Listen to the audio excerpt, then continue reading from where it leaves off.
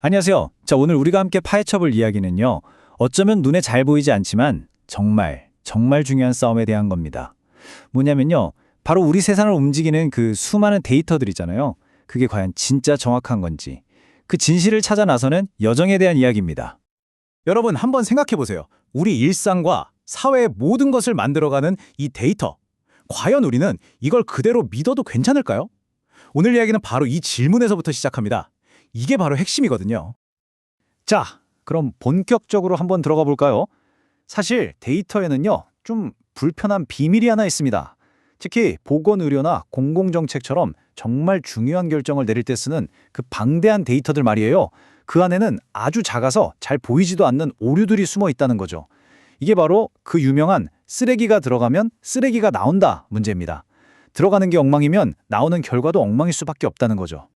실제로 한국보건사회연구원 보고서를 보면요. 이 문제가 얼마나 심각한지 딱 짚어주고 있어요. 그러니까 데이터에 있는 진짜 사소한 오류 하나가 현실에서는 완전히 잘못된 어마어마한 결과로 이어질 수 있다는 걸 경고하는 겁니다. 그렇다면 이 오류들을 대체 누가 찾아낼까요? 바로 데이터 세계의 숨은 영웅들이 있습니다. 데이터 클리너라고 불리는 분들이죠. 저는 이분들을 끈질기게 단서를 쫓는 디지털 탐정이라고 부르고 싶어요. 이 디지털 탐정들이 하는 일이요. 상상 한번 해보세요. 마치 두꺼운 백과사전 전체를 샅샅이 뒤져서 잘못 찍힌 쉼표 하나를 찾아내는 거랑 똑같아요.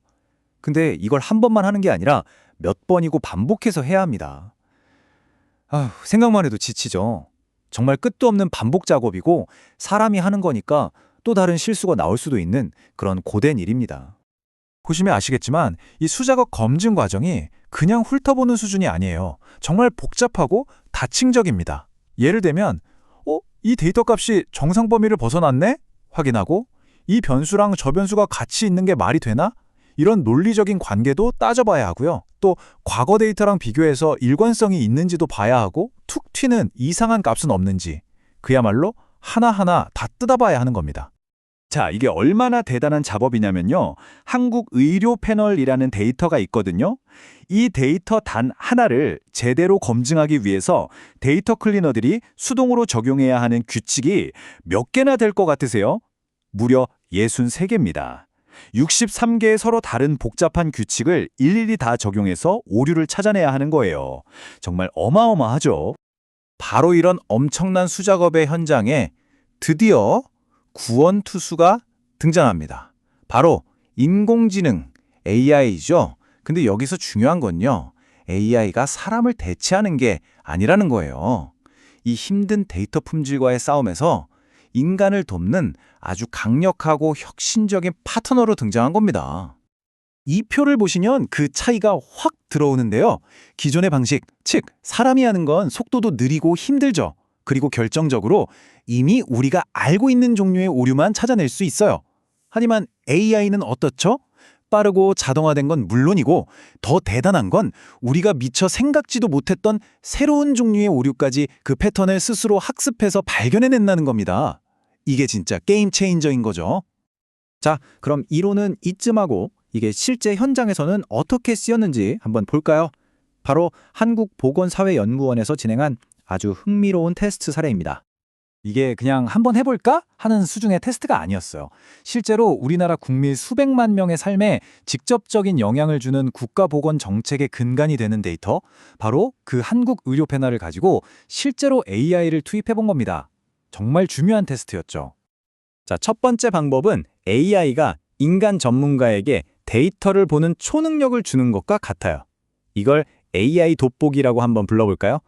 커널 밀도 추정이나 히스토그램 같은 걸로 데이터를 아주 멋지게 시각화해서 보여주는 거예요.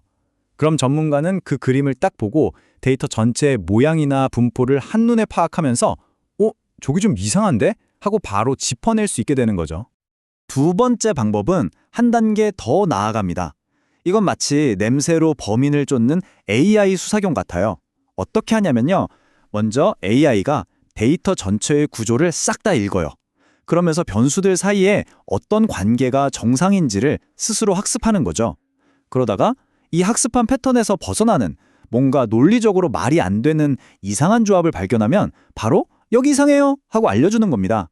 심지어 이런 새로운 규칙을 만들어서 확인해 보는 건 어때요? 하고 제안까지 해줘요.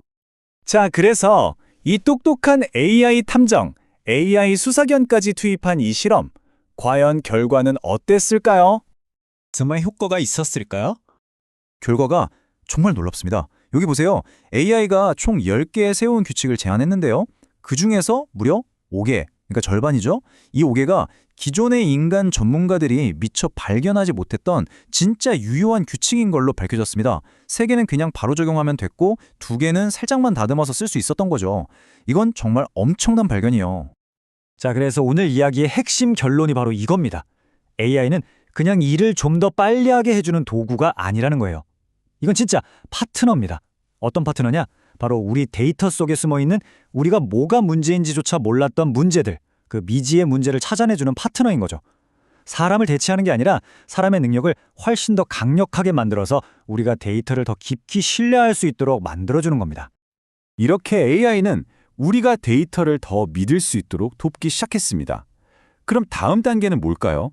앞으로 AI는 또 어떤 우리가 지금은 상상조차 못하는 보이지 않는 문제들을 찾아내서 해결의 실마리를 던져줄까요?